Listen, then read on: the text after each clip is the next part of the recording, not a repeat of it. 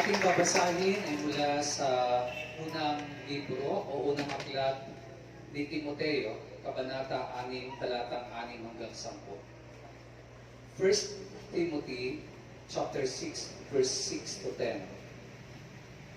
Kung sa bagay, malaki nga ang mapapakinabang sa relihiyon kung ang tao'y marunong masiyahan. Wala tayong dalang anuman sa sanlibutan at wala rin tayong madadalang anuman pag-alis dito. Kaya nga, dapat tayong masiyahan kung tayo ay may kinakain at isinusuot. Ang mga nagnanasang yumaman ay mahuhulog sa tukso at masisilo sa bitag ng masasamang hangaring magtutulak sa kanila sa kamatayan at kapahamakan. Sapagkat ang pag-ibig sa salapi ay ugat ng lahat ng kasamaan. Dahil sa paghahangad na yumaman, may mga taong nalalayo sa pananampalataya at nasasadlak sa maraming kapighatian. Brothers and sisters, ito po ang mga salita ng Diyos. Salamat sa Diyos. Palapakan natin Panginoon ulit at maaari na tayong magsuko mga kapatid. You may be seated in the presence of God. Bago ako mag-start sa ating pagtatalakay ngayong gabi, gusto ko lang mag-announce. This coming week, yung susunod na linggo, wala pong magawain lahat ng chapters, prayer groups, at maging dito sa Friday, wala tayong gawain next week. Sapagkat sa araw ng Sabado ay global anniversary ng ating ministry. So, magsiselebrate ng 37th year anniversary ang ating mother chapter, ang Maynila, at nire-required lahat ng PCC na kami ay mag-join sa pamagitan ng virtual na gawain. So, ibig sabihin, yung mga gusto, makakapunta kayo sa Sabado dito at sasabayan natin ang gawain sa Maynila. Siguro kung makakahiram tayo ng projector, magse-set up lang tayo dito ng PowerPoint o projector para makikita natin ang gawain sa Maynila sa anniversary this coming Saturday. Sorry, next Saturday pala. Tama, next Saturday. So, August 21, yan po ang ating global anniversary, celebration ng anniversary ng ating ministry, 37th year anniversary. So, again, August 21, Saturday, yan po ang anniversary at yung gusto lang pumunta rito ng mga manggagawa, tayo ay obliged to come at tayo ay mag-join sa ating anniversary global this coming August 21. At sa Monday, Tuesday, meron kaming workers convention, virtual din. So mga manggagawa, you are expected dito sa ating opisina sa araw ng Lunes at Martes sa Workers Convention, virtual din mga kapatid. So yun po, the rest, ang mga gawain wala po tayo. Magre-resume tayo ng gawain 23 na sa next week. So mga kapatid, yan po ang mahalagang paalala. At ipag-pray natin ang global anniversary kasi alam natin sa Maynila, naka-ECQ ngayon at sana hindi na mag-extend pa yung ECQ para maka-attend yung ating mga kapatiran sa Maynila sa gawain natin sa Amville, yung pinakamalaking gawain natin. So pag-pray natin, sama natin sa panalangin ng Maynila at maging ang ibang probinsya ngayon na nag-spike yung case ng COVID-19, especially sa Cebu at sa ibang parts ng Visayas. At pasalamat tayo dahil dito sa atin sa Bohol ay ini-spare pa rin tayo ni Lord sa mga madaming mga cases ng COVID. Kaya napakabait ng Panginoon sa mga Boholano. Amen. Purihin natin Panginoon. Praise God. So ngayong gabi mga kapatid, tatapusin natin ang series natin tungkol sa topic na virus of the soul. So yung tinatawag din natin 7 deadly sins, mga kapatid, or capital sins. At i-review lang natin saglit, mga kapatid, yung natalakay na natin na 6, no? Kasi ngayong gabi magtatapos tayo sa series na ito. Ito yung pang-7 topic ngayong gabi. Dito natin tatapusin itong virus of the soul. So, una natin tinalakay ay yung pride. Pride only thinks about me. It is the worship of me, myself, and I. It is a self-righteous, self-sufficient, and self-centered. And the only way to overcome it is to get over you and to get under God. Ang pangalawang tinalakay natin sa virus of the soul is laziness. Ang laziness is failing to take advantage of God-given opportunities and abilities. It results in poverty, problems, and pain. Not everyone who is poor is lazy, but everyone who is lazy will become poor. Ang pangatlo nating tinalakay ay yung lust. Lust is an insatiable craving to gratify and satisfy a legitimate God-given desire in an illegitimate way. At ang lust, it destroys your conviction, your character, and your connections if not contained.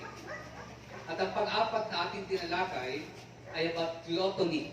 Kung inyo naalala, gluttony is to be mastered by your appetites. It's perfidy against God, poverty to your life, and poison to your body.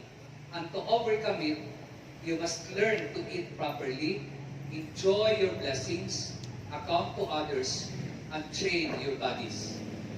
At ang panglima nating tinalakay is about anger. Anger is an emotion that doesn't produce the righteous life God desires. It is fruitless, foolish, and forbidden, and it must be harnessed.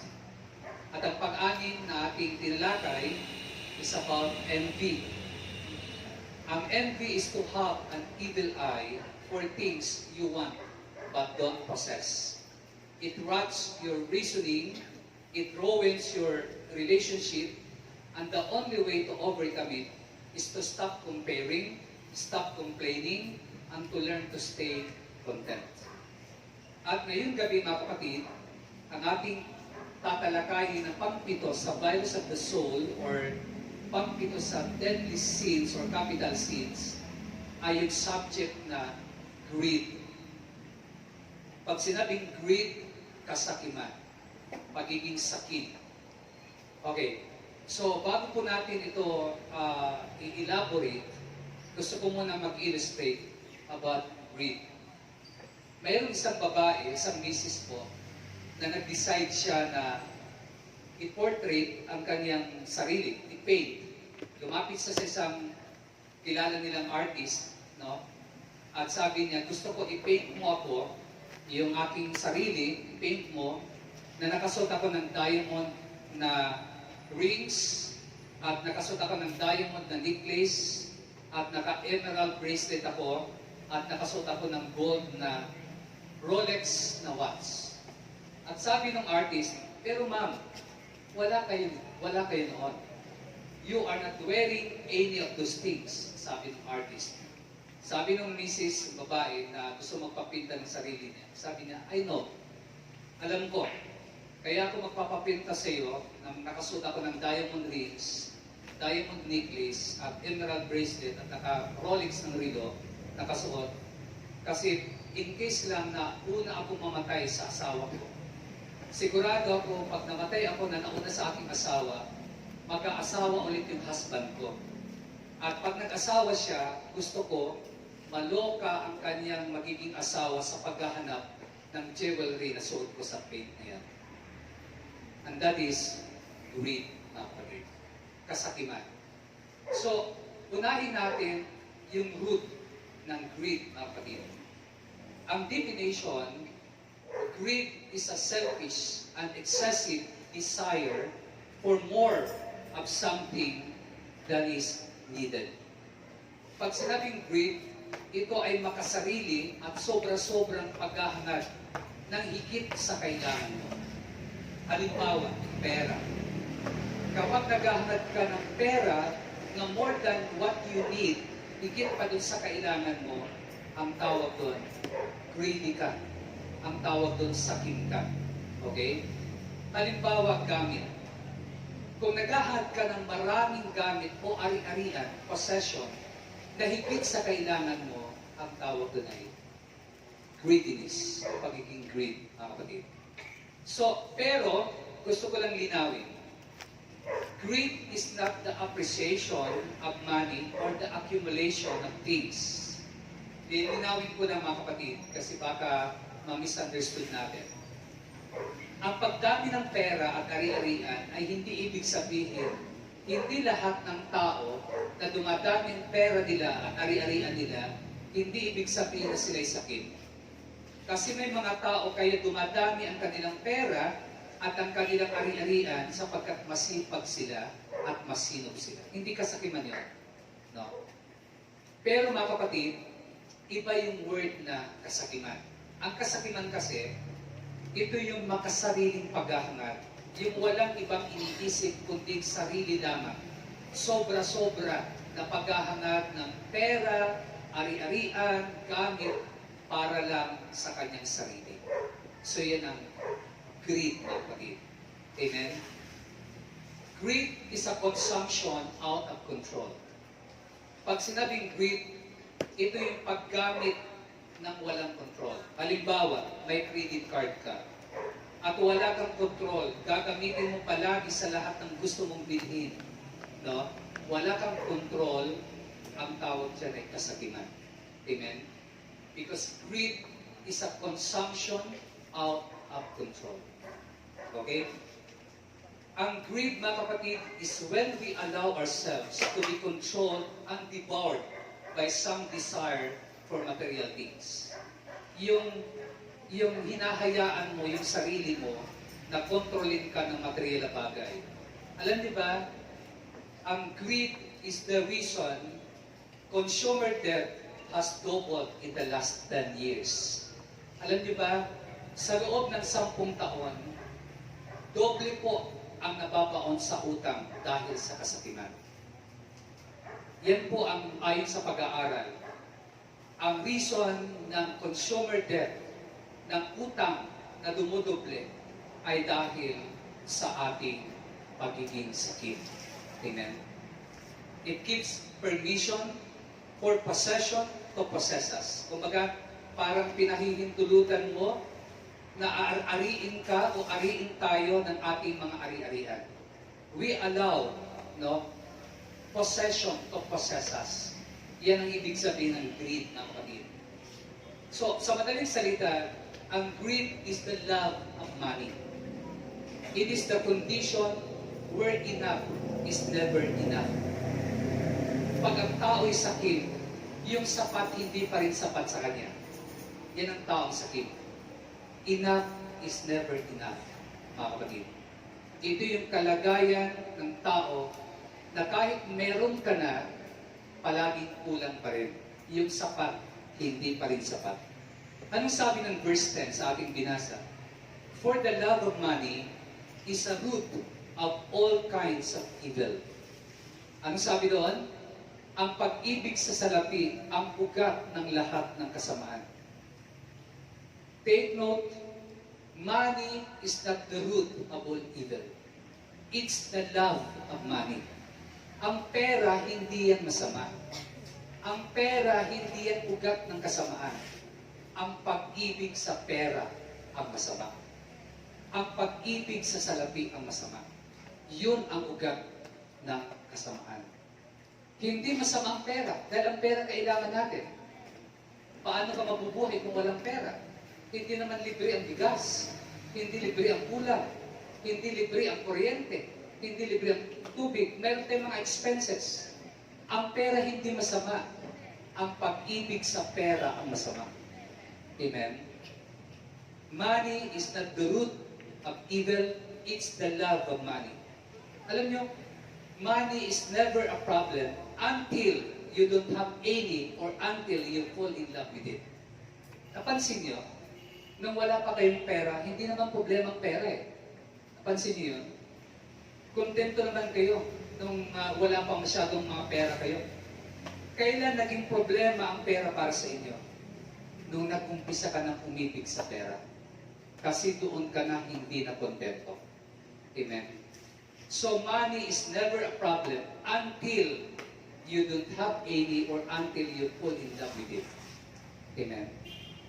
Those who fall in love with money end up lying for it, lusting for it, killing for it, and going to hell for it. Maraming tao, mga kapatid, dahil sa pag-ibig sa salapi, nagsisinungaling sila. Dahil sa pag-ibig sa salapi, umapatay sila. Dahil sa pag-ibig sa salapi, nagnanakaw sila. Maraming tao, inahayaan nila kahit mapunta sila sa impyerno dahil lang sa pag-ibig sa salapi. Amen. Magagawa niyang magsinungaling, magagawa niyang magnakaw, magagawa niyang pumatay, at maimpyerno para lang sa pera. And that is greed, mga kapatid. Amen. Anong sabi ng Colossians 3:5? Don't be greedy, which is the same as worshiping idols. Tingnan niyo ha. Don't be greedy, which is the same as worshiping idols. Kaya dapat daw mawala sa inyo ang pagnanasang makalaman, ang pakikiapid, kahalayan, mahalin na sibuy ng damdamin, masasamang nasa at ang kasakiman na isang uri ng pagsamba sa Diyos-Diyosan. So ang sinasabi ng Colossians 3:5, greed is idolatry. Ang greed ay idolatry. Greed is to love something more than God. Pagmahal mo ang isang bagay higit sa Diyos, yan ay pagsamba sa Diyos-Diyosan. Yan ay idolatry. Yung mga full gospels, yung mga ibang religion, tayo ay kinukutya tayo mga Roman Catholic. Tayo ay kinukutya nila at pinaparatangan tayo mga idolatrous. Dahil sumasamba daw tayo sa Diyos-Diyosan, dahil mayroon tayong mga saints. Pero ang hindi nila alam, ang idols ay hindi lang yung larawan. Anumang bagay na mas mahalaga sa iyo kaysa sa Diyos, yun ang idol mo. Kahit wala kang rebulto, kung hindi ka makapagsimba, hindi ka makapag-worship kay God, dahil importante sa iyo ang trabaho mo, ang idol mo ay ang trabaho mo. Amen? Idolatry yun. Amen? Anything, anybody na mas importante sa iyo kaysa sa Diyos, that is idolatry. Amen? And greed is to love something more than God. Pagmahal mo isang bagay higit sa Diyos, yan ay idolatry. Pagmahal mong trabaho mo higit sa Diyos, yan ay idolatry. Pagmahal mong ari-arian mo higit sa Diyos, yan ay idolatry. Pagmahal mong bahay mo kaya hindi ka makapunta sa gawain, yan ay idol mo. Yan ang idolatry mo. Amen? Pag ang boyfriend mo sinabi sa iyo na mamili ka, gawain yan o ako. At pag pinili mo siya, yun ang idol mo. Idolatry yun. Nakikinig kayo? Pag may party at may gawain na dapat sasamba ka sa kanya, pinili mo ang party, yun ang idols mo. That's idolatry. Amen. Anything that you love more than God is idolatry. Amen.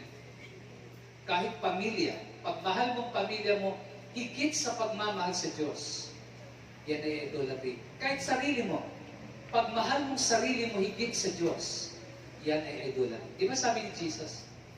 Whoever love his father, mother, brothers and sisters, or himself more than me, is not worthy of me. Sabi ni Jesus yun, ang sino mang magmahal ng kanyang magulang, kanyang kapatid, at kahit sarili niya na higit sa akin, hindi siya karapat-dapat sa akin. Ang ibig sabihin ng Panginoon, dapat palaging una ang Diyos. Pangalawa lang kayo. Pangalawa lang ang pamilya natin. Pangalawa lang yung ating trabaho. Ang palaging number one sa atin ay ang Panginoon. Amen. Purihin natin ang Diyos. So, ano yung root ng Greed, mga kapatid. Selfishness. Yung pagiging makasarili. And you know what? Ang greed is common. Greed is common. Bakit common? Kasi it is everywhere. Greed is everywhere. Karaniwan, ibig sabihin kalahatan, nasa lahat ng dako. At alam ng Diyos ito. Kaya alam niyo ba, sa Bible, ina-address niya ang issue ng money more than any other topic in the Bible. Except lang sa Kingdom of God. Alam niyo ba, sa 30 parables, 16 of them dealt with money. At para maging konkreto, alam niyo ba, there are about 500 verses in prayer. 500 verses in faith. But over 2,000 verses on money. Why? Bakit ina-address ni Jesus ito? Because greed is common problem. Common problem ito. At maraming tao ang gumagawa ng masama dahil sa kasakiman. Alam niyo po, sa Amerika, mayroong isang survey. Nag-survey sila at tinanong nilang tao, ano ang willing nilang gawin kapalit ng $10 million? Ito ay survey, mga kapatid, was taken asking people what they are willing to do for $10 million. 3% ng mga magulang ang nagsabi na ipapa-adapt nilang kanilang anak, mga anak kapalit ng $10 million. 16% ang nagsabi, iiwanan nilang kanilang asawa dahil sa $10 million. 25% ang nagsabi, they would abandon their family forever. Iiwanan nilang pamilya nila dahil sa $10 million. At 23% ang nagsabi, they would become a prostitute for a week dahil sa $10 million. Ang katotohanan, our love for money will determine what we would be willing to do to obtain it. Ang ating pag-ibig sa salapi ay pinapakita sa mga kaya nating gawin para lang makuha ito. Iyan ang katotohanan. May mga tao, dahil sa sobrang pag-ibig sa salapi, ipagpapalit nila ang mga importanteng bagay sa buhay nila. Pero ang sabi ni Jesus, ang buhay, wala yan sa pera. Ang buhay, wala yan sa laki ng kayamanan. Amen? Mga kapatid, at alam niyo, greed has nothing to do with what you know. Greed has nothing to do with what you know. Ang pagiging sakim ay wala yang kinalaman sa alam mo. Kahit may pinag-aralan ka, kahit matalino ka, kahit magaling ka sa Bible, pwede ka pa rin maging sakim. So, it has nothing to do with what you know. Tingnan ninyo, anong sabi ng Matthew 23:25? Woe to you, teachers of the law and Pharisees, you hypocrites! You clean the outside of the cup and dish, but inside they are full of greed and self-indulgence. Kahabag-habag kayo, mga tagapagturo ng kautusan at mga pariseo, mga mapagkunwari. Nililinis ninyo ang labas ng tasa at pinggan, ngunit ang mga iyon ay puno ng kasakiman at pagiging makasarili. Take note, ang mga Pharisee ng panahon ni Jesus, ang mga teachers of the law, itong mga scribes na ito, sila yung mga spiritual superstars ng panahon ni Jesus, mga kapatid.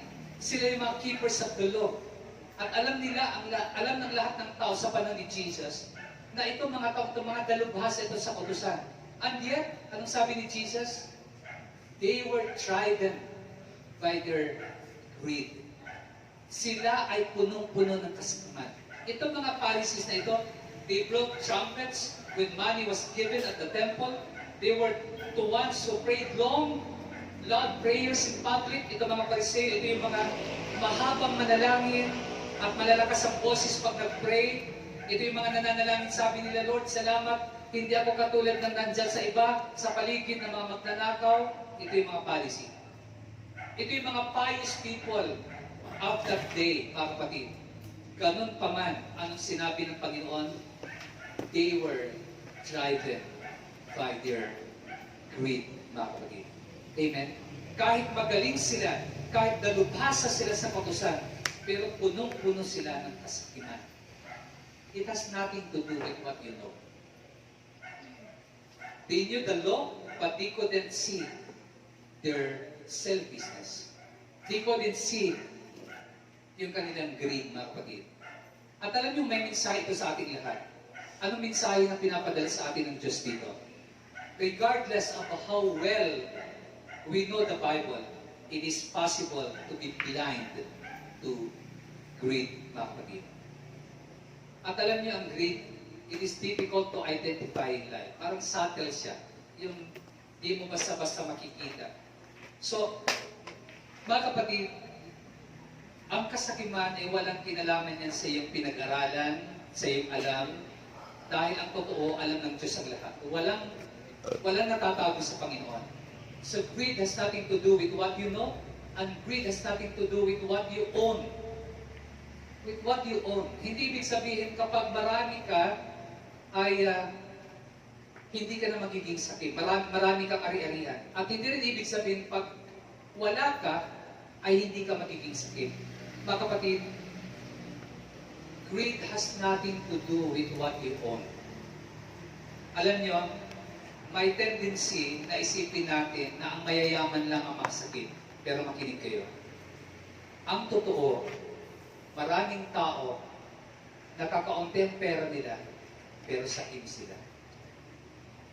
Sakim sila.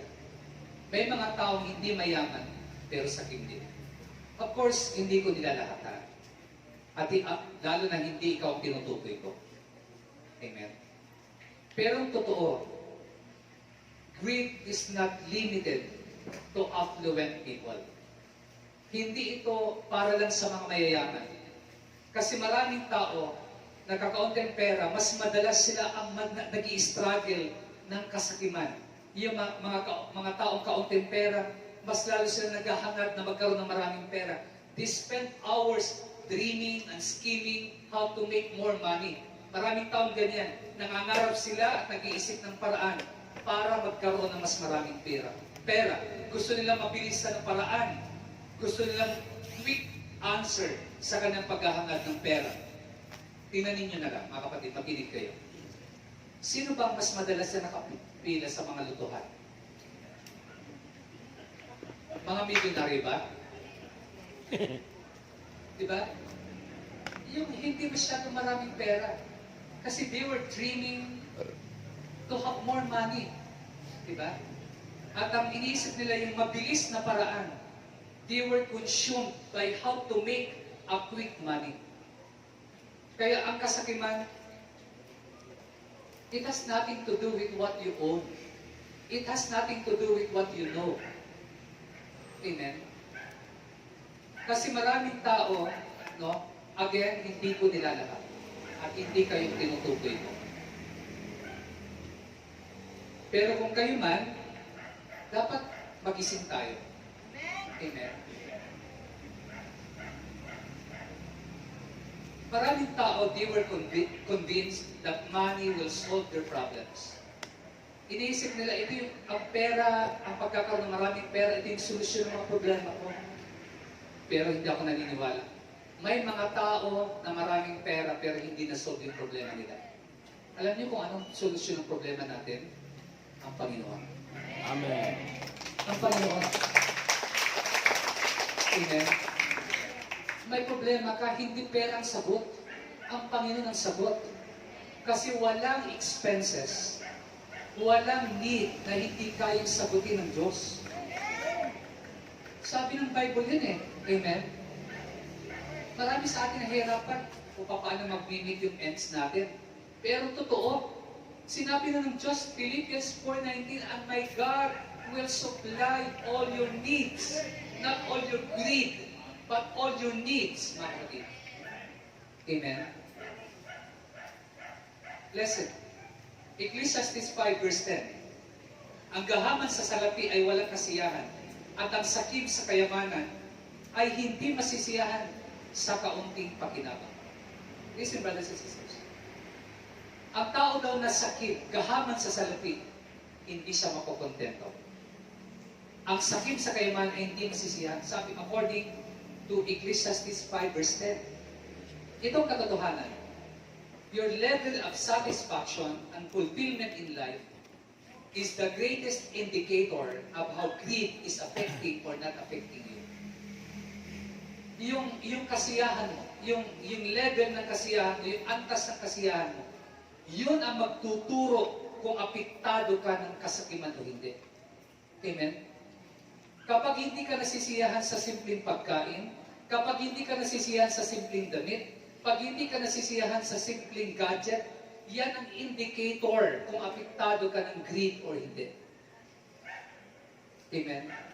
Your level of satisfaction, mga kapatid, and fulfillment in life is the greatest indicator of how greed is affecting or not affecting you.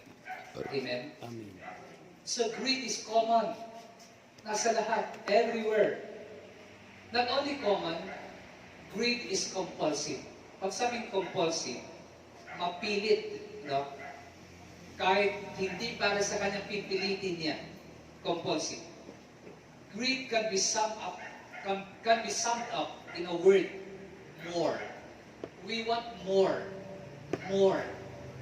Katulad ng maraming kasalanan, ang greed is always out for more. Sige pa, kulang pa.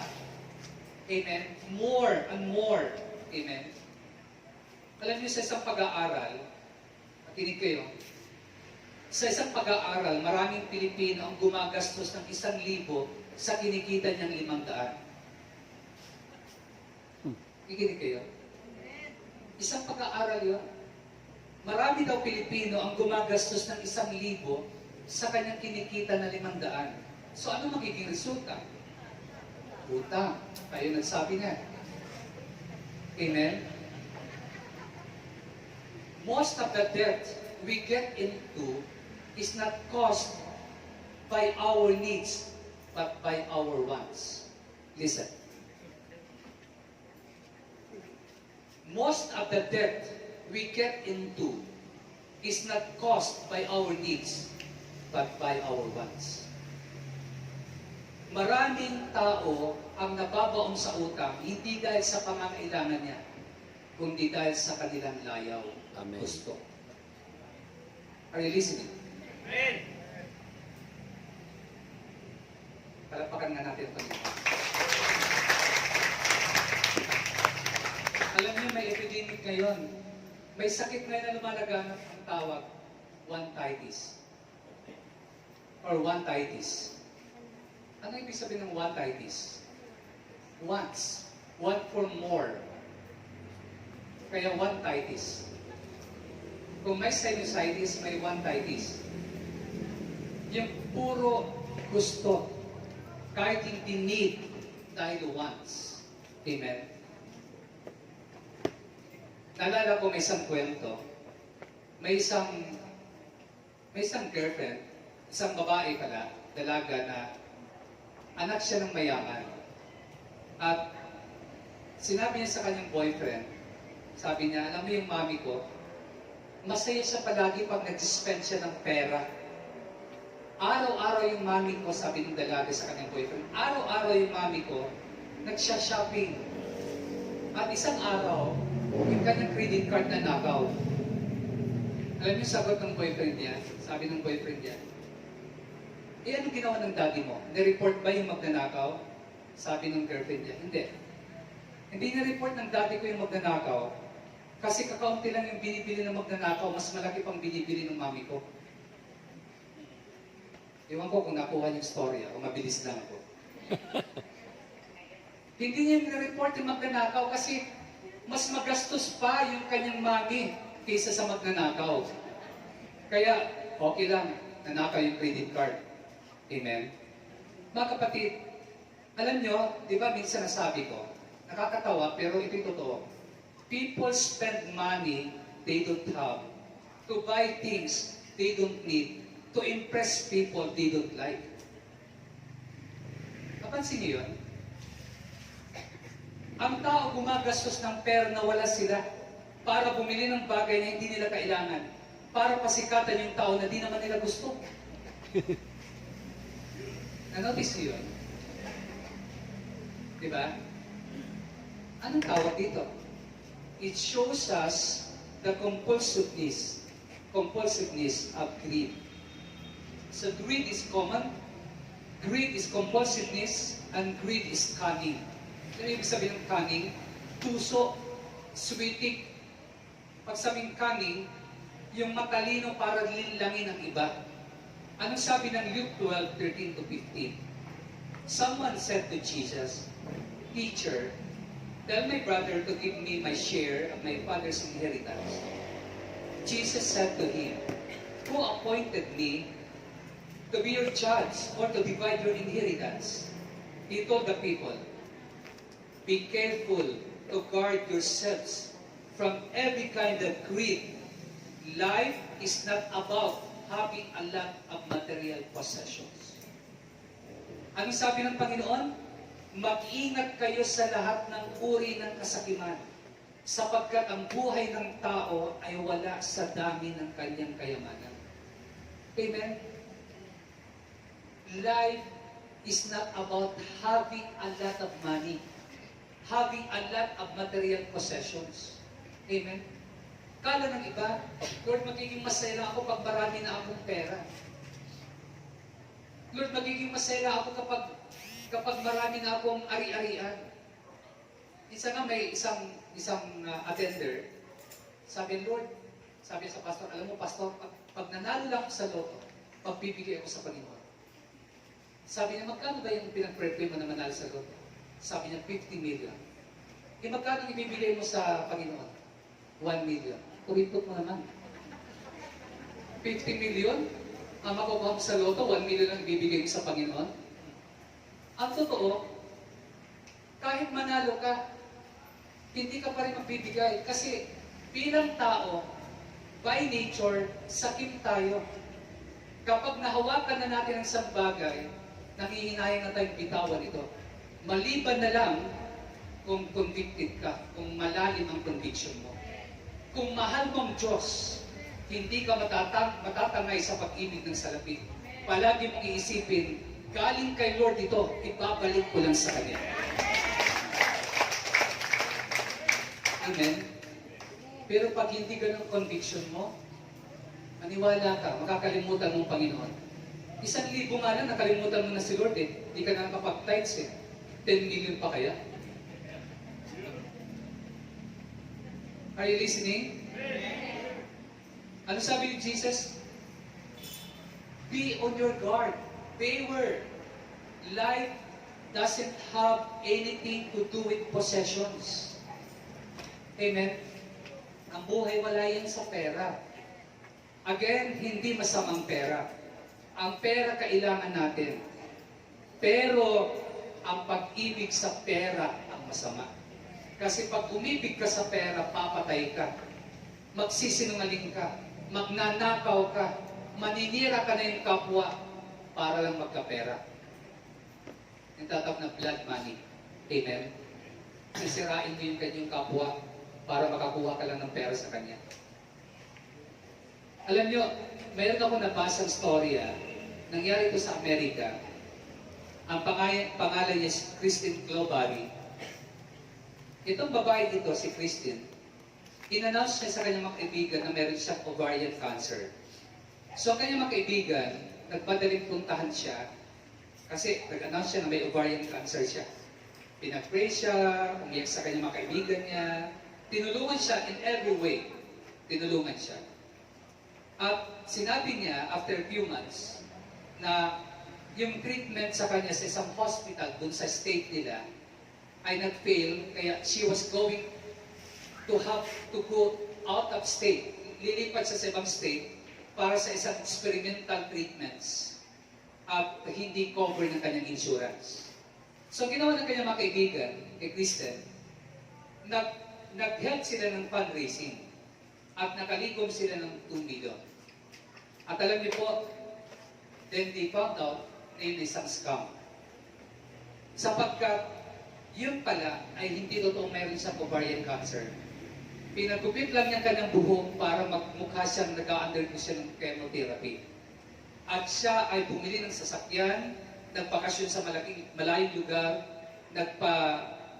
plastic surgery siya, at nung siya ay mahuli at nakasuhan, doon sa trial sa court, yung kanyang kaibigan, itong sinabi ng kanyang kaibigan, she had a disease far more deadly than cancer.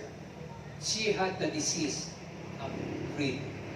Sabi ng kanyang kaibigan, mayroon siyang sakit na mas nakamamatay kaysa sa cancer. Ang sakit niya ay sakit ng kasakiman. Amen. Bakit may mga scam? Ito na lang, pag nilayan ninyo. Bakit may mga taong pangangakuan kayo ng malaking porsyento, malaking interest, mag-invest kayo? Bakit may mga scam? Dahil sa kasakiman ng ilang tao. Amen? Dito lang sa Bohol. Dito lang sa Bohol, kamakailan lang may na-scam dito na ilang mga kilalang tao. Hindi lang million, kundi hundred of millions ang nakuha ng scammer. Bakit? Dahil sa kasakiman. Amen? Yun ay sakit na parang cancer. Amen? So yan ang root ng greed, mga kapatid. Yung selfishness. Yung excessive desire for more. Wanting more than what is needed. Now, ang reality ng greed, mga kapatid, greed corrupts thinking. Kapag ang tao ay sakit, ang kanyang isipan ay corrupted, nadudungisan ang kanyang isipan. Ano sabi ng Panginoon sa Matthew 6:19? Do not store up for yourself treasures on earth, where moth and rust destroy, and where thieves break in and steal. But store up for yourselves treasures in heaven, where moth and rust do not destroy, and where thieves do not break in and steal. For where your treasure is, there your heart will also be. Napakaliwanag. Sabi ng Panginoon, huwag kayong mag-impok ng mga kayamanan dito sa lupa. Dahil ang kayamanan sa lupa ay nasisira, kinakalawang, nawawala. Amen? Hello, At sabi ng Panginoon, kung nasaan ang inyong puso, nandoon ang inyong kayamanan. Kung nasaan ang kayamanan ninyo, nandoon din ang puso ninyo. Jesus is talking about the attitude people have towards money. Ang tinutukoy ng Panginoon dito yung ugali at ginagawa ng tao pagdating sa pera.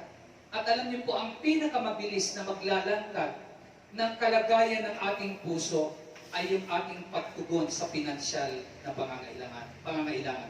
It is an indicator of our spiritual maturity. How do you handle money? Is an indicator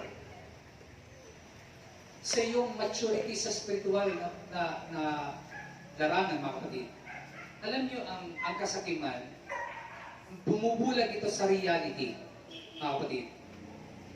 Ang sinasabi ng Panginoon, kapag tinignan natin ang buhay natin sa pamagitan ng paningin na may kasakiman, we will be walking in darkness and we will not be able to think straight.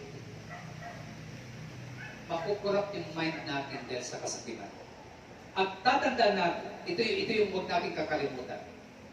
Yung reality ng greed, mga kapatid, una, we forget that things are temporary. We forget things are temporary. Ang mga bagay sa mundo ay pansamantala at lumilipas. Amen? Walang bagay sa mundo na nananatili. Tingnan nyo na lang sa mga gadgets. Nung una, sikat na sikat yung iPhone 10. Ngayon, mayroon ng iPhone 12. Lumilipas. Amen? Things are temporary, mga kapatid. Jesus is challenging us to see how temporal and fruitless money and positions are. Gusto ni Lord turuan tayo na makita natin na mga bagay sa mundo ay pansamantala lang. Lilipas yan. they will eventually turn to dust. Mabubulok yan, mawawala yan, masisira yan. And sometimes we forget things, not only temporary, things are temperamental. Temperamental. Ang mga bagay sa mundo ay nakakapagbago ng mood ng tao. Ang greed, nagre-breed ng conflict. Ilan ang pamilya na nag-aaway-away dahil sa pera. Ilan ang pamilya na nagkakaroon ng conflict dahil sa mga mana. The truth is, greed breeds conflict. Mga kapatid, maniwala kayo sa akin. Sa isang statistics, 56% sa mga mag-asawang naghihiwalay ay result of financial disagreement. Yan po sinabi sa isang statistics. 56% ng mga mag-asawang naghihiwalay, ang cause ay pera. Financial disagreement. Amen? A greedy person stirs up a fight, but whoever trusts the Lord prospers. Proverbs 28:25. Ang taong gahaman sa salapi ay lumilikha ng kaguluhan, ngunit ang nagtitiwala kay Yahweh ay uunlad ng kabuhayan. Sabi ng Kawikaan 28:25. Alam niyo, greed is opposite of trust. Kapag ang tao ay sakin, kapaligtaran niyo ng pagtitiwala. Kapag ang tao may tiwala sa Diyos, hindi ka magiging sakin. Amen? Kasi alam mo, kaya ka ng Diyos suplayan. Kaya ka ng Diyos bigyan ng kailangan mo. You don't have to, di mo kailangan talagang mag-covet, maghangad ng hindi sa'yo. Kasi alam mo, di ka pababayaan ng Diyos. Kaya greed is opposite of trust, mga kapatid. It can wait for God to provide because it cannot wait. Ang greed, mga kapatid, it cannot wait for God to provide because it is obsessed with getting what it thinks it needs, even at the expense of hurting other people. Alam niyo yung mga taong greedy? Hindi yung makakapaghintay sa bigay ng Diyos. Kasi obsessed sila. Yung obsession ang doon. Nahuhumaling sila sa gusto nila. Kahit na maapakan pa nila ang iba at masaktan nila ang iba, wala silang pakialam. Ang importante sa kanila, makuha nila ang gusto nila. Yan ang mga tao sa sakit. Amen? And we forget, things are truth-telling. Alam niyo ba, ang greed ay nagre-reveal ng priorities mo. It reveals the idolatry in your heart. Nung sinabi ni Jesus sa Matthew 6:21, na where your heart is, there your treasure will be. Kung nasa ng puso mo, nandoon ang kasamaan mo. Ang sinasabi dito ni Jesus, He was voicing an important principle. Your attitude and love for money will tell everyone what is really important to you and what or who is on the throne of your heart. Nung sinabi ni Jesus, for where your treasure is, there your heart will also be. Ang pinapakita dito ni Jesus na principle, ang pag-ibig natin sa salapi, no? Ang magsasabi sa mga tao kung anong importante sa atin at kung sino ang nakaupo sa trono ng buhay mo. Yan po. Kaya tama si Jesus. Kung nasaan ang puso mo, kung nasaan ang treasure mo, nandun ang puso mo. Amen. Now, magtatapos tayo sa remedy ng greed. The remedy of greed, mga kapatid. Una, itong remedy, cultivate gratitude. Cultivate gratitude. Alam nyo, pag pinagyaman mo ang pagpapasalamat at pagtanaw ng utang na loob palagi sa buhay mo, hindi ka magiging sakit. Sino ba yung mga taong sakit? Yung mga hindi kontento. Yung mga hindi marunong magpasalamat sa Diyos. Kaya cultivate gratitude. Pagkising mo pa lang sa umaga, sanayin mong sarili mo na magpasalamat sa Diyos na buhay ka. Magpasalamat ka sa Diyos na may kinakain ka at dinarating. Magpasalamat ka sa Diyos na may bahay ka na nasisilungan. Maraming mga homeless people na natutuluan pag umuulan. Maraming tao na hindi makakain. Amen? Ang iba, inaamoy na lang yung nakasabit na tuyo para may ulam sila at aamuyin lang at kakain ng kanin. Whereas ikaw, tayo, mag-cultivate tayo ng gratitude. Amen? Pinapasalamatan mo ba ang Diyos sa trabaho mo? Ang daming tao walang trabaho. Lalo na ngayong pandemic na ito, may mga pilot, may mga stewardess, walang trabaho. Pero ikaw, pinapasalamatan mo ba ang trabaho mo?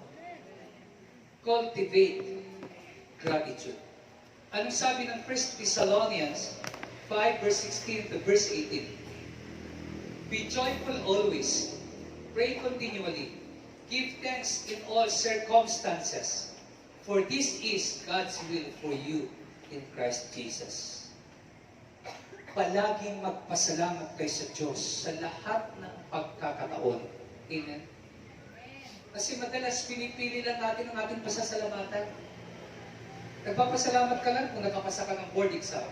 Nagpapasalamat ka lang pag birthday mo. Nagpapasalamat ka lang kapag nakatanggap ka ng malaking pera. How about kung ikaw ay may sakit? Nakakapagpasalamat ka ba sa Diyos na hindi ka niya pinababayaan? Amen? Ano sabi ng Bible?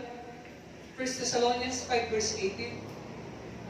Give thanks in all circumstances. All circumstances. Lahat ng pagkakataon. Hindi ng good circumstances. Kaya nga sabi ni Job, tatanggapin lang ba natin ang masama? Hindi ba pati ang mabuti? Ang Diyos ang nagbigay, ang Diyos ang kumuha. Pupurihin ko pa rin siya magpakailanman. Yan si Job. Ganun ka rin ba? Cultivate gratitude. Pangalawa, na remedy ng greed, cultivate generosity. Generosity. Yung pang matuto tayo na maging bukas palad. Hindi pipiliin mo lang yung bibigyan mo. Ito, close ko to ito lang bibigyan ko. Iyon, malayo sa akin, hindi ko bibigyan. Amen. Ang taong generous, wala kang pinipili. Amen. Masaya ka kapag nagpapakain ka. Masaya ka kapag nakakatulong ka. Masaya ka kapag nakakapagbigay ka. Cultivate generosity. 1 Timothy chapter 6 verse 18 to 19. Turuan mo silang gumawa ng mabuti at magpakayaman sa mabubuting gawa. Maging bukas palad at matulungin sa kapwa. Sa gayon makakapag-impok sila para sa matatag na hinaharap at makakamtan nila ang tunay na buhay. Wow! Amen? Turuan daw tayo na maging mabuti sa maging mayaman tayo sa mabuting gawa. Maging bukas palad at matulungin sa kapwa. Our trust should be in God alone. Amen? We are to use our money for good. No? Alam mo, kung meron kang pera, it is only because God gave it to you. Dahil ang Diyos ang nabigay niyan.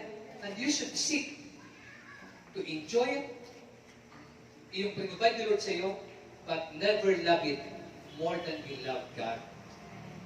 Ang pera, hindi rin naman yan tinago, hindi yan binigay sa iyo para itago mo lang.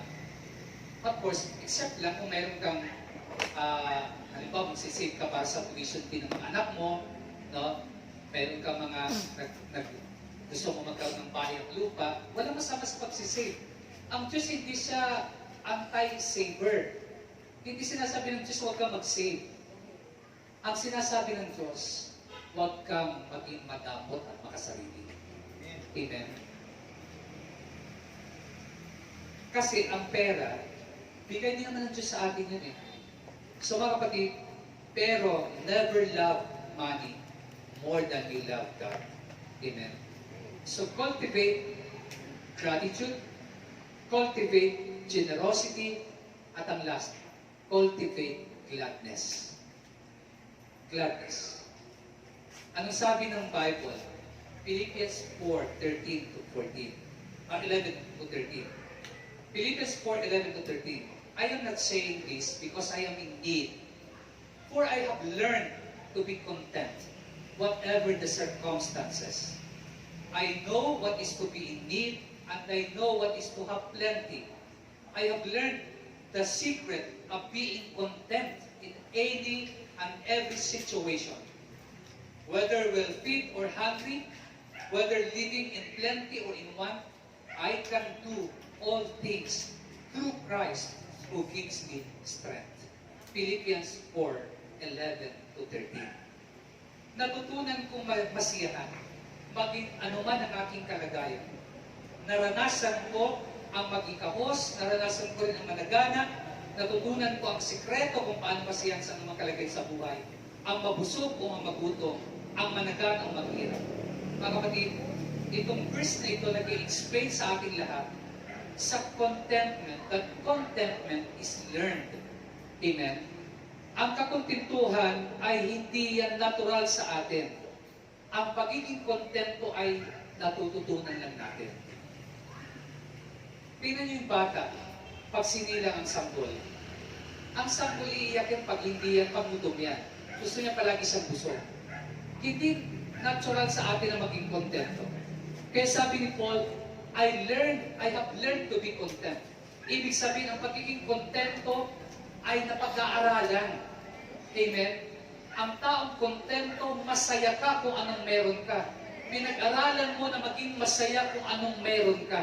Pero hindi rin nagsasabi na huwag ka na magtrabaho, huwag ka na magsikap, kasi kontento ka na sa kalagayan mo, hindi yung tama. Magtrabaho ka, magsikap ka. No? Walang, di ba sabi ko kanina, ang greed is not accumulation of possession. It's not appreciation of money. Ang greed hindi yung pagpapadami ng pera. Hindi masama magpadami ng pera. No? Ang masama, mga kapatid, yung maging sakit. Amen? Maraming taong mayaman, pero matulungin sila. Amen? Maraming tao din na mahirap, pero kuripot din. Amen? So, yung word na learn. Mga kapatid, so yan lamang po, at learn to be content. Ang greed ay opposite ng trust. Magtatapos ako sa isang kwento. May isang young man galing sa isang wealthy family. He was about to graduate from school. At ang gustong nila nung panahon na yun sa neighborhood ay magkaloob ng kotse sa mga mag-graduate na mga mag-aaral. So since na itong young man na ito ay galing sa mayamang pamilya, the boy expected na itong father niya ay bibigyan siya ng kotse kasi custom nila yun eh. So, he'd spent months talking about and looking at cars with his dad. Nag-iikot sila bagong graduation, tumitingin sila ng daddy niya ng mga sasakyan. At ini-expect ng young man na ito, upon his graduation, pag-uwi niya ng bahay, makikita niya sa driveway yung car na gusto niya. Nung tapos ng graduation, pag-uwi ng bahay, inabot ng daddy niya ay isang regalo. At nung buksan niya yung gift, instead na key ng car, ay isang Bible.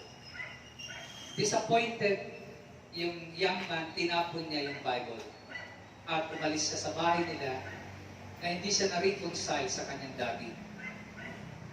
At mahabang panahon, hindi siya umuwi sa bahay nila. At isang araw namatay ang daddy niya. Nung namatay ang daddy niya, umuwi siya para tingnan yung belongings ng daddy niya. And he came across the Bible. Nakita niya yung Bible na binigay sa kanya ng daddy niya na gift ng kanyang graduation. At pinagpag niya yung alikabok sa Bible dahil malikabok na. At nung i-open niya yung Bible, laking gulat niya na may nakita siya sa manager's check na nakaipit between the pages of the Bible. At yung manager's check na yon, ang amount ay exact amount doon sa pinapangarap niyang kotse na kanilang tinignan bago ng kanyang graduation. At alam niyo po, naiyak siya. Kasi hindi niya muna chinek ng graduation. Alam niyo mga kapatid, At yung date ng check na yon ay mismo date ng kanyang graduation. Ibig sabihin, ang regalo pala talaga sa kanya ay kotse, mga kapatid. At alam nyo, nabaliwala ito sapagkat hindi niya inisip yon. At alam nyo, many times, ang regalo ng Diyos sa atin ay still found in the pages of the Bible. But we sometimes allow yung greed to destroy relationship at i-divert ang ating attention elsewhere, causing us to miss out God's blessings. Amen? Marami sa atin, ang totoo, ang regalo ng Diyos ay nandito lang. Malapit lang sa iyo. Nandyan sa kanyang mga salita. Pero dahil sa kasakiman, nawawala sa atin ang regalo na dapat para sa atin. Kumain tayong lahat, mga kapatid. Kami nagtitiwala kami sa iyo na kahit gaano kalaki ang aming pangangailangan, mas malaki ka, Lord, kaysa sa pangangailangan namin. Yes, Lord. Hindi kami matatakot, hindi kami mangangamba, hindi kami mag-aalala, dahil alam namin buhay kang Diyos, Amen. totoo kang Diyos, at kasama ka namin pala. Panginoon, pagpalain mo ang ating mga kapatid na dumalo ngayong gabi, na naman, Lord, ang kanilang pangangailangan. Ikaw, Lord, ang kumatagpo sa kanila. At inaangkin ko, Diyos, para naranasan ng bawat isa ang iyong himala sa kanilang buhay. Amen. Salamat, Panginoon, pagpalain mo mga prayer request nila, pagpalain mo kanilang mga handog sa iyo, pagpalain mo kanilang mga hanap buhay, maging mga negosyo nila, pagpalain mo kanilang pamilya, pagpalain mo pag-uwi nila. At higit sa lahat, dalangin ko, Lord, balutin mo ng banal mong dugo ang bawat isang naririto mula ulo hanggang talampakan. Yes, Pati ang kanilang mga anak, magulang, kapatid, miyembro ng pamilya, balutin mo ng banal mong dugo upang hindi sila kapitan ng anumang nakamamatay na mga karamdaman. Yes, In the Lord. name of Jesus. Amen. Salamat, Lord. To God be the glory. In Jesus' name. Sa ngalan ng Ama, ng Anak at ng Espiritu Santo.